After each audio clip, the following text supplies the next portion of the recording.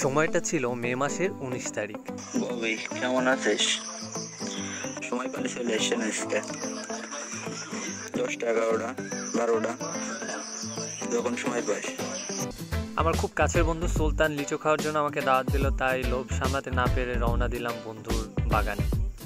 Palbari cross করে চলে আসলাম খয়েরতলা বাজারের দিকে। এই রাস্তাটা অনেক বেশি খারাপ ছিল। এটা যশোর ক্যান্টনমেন্ট রেলওয়ে স্টেশন। এখানে আর এক বন্ধু আসার কথা ছিল, এই জন্য ওর জন্য অপেক্ষা করছিলাম।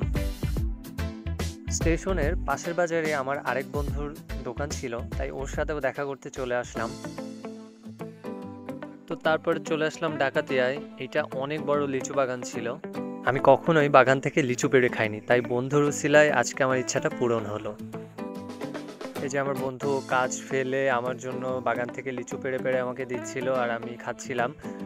তো স্কুলের ফ্রেন্ডরা আসলে খুব আপন হয়, কাছের হয়, আর আমাদের সম্পর্কটা অনেক বছর ধরে আছে, এখনও এরকম আগের মতোই।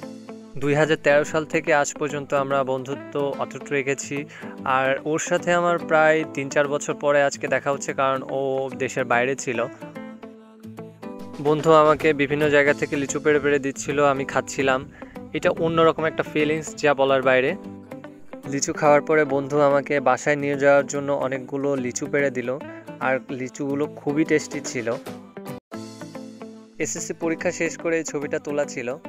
তো তারপর বন্ধুর সাথে অনেকক্ষণ আড্ডা দিয়ে ছবি টবি তুলে বাসায় চলে আসলাম। And thanks for watching.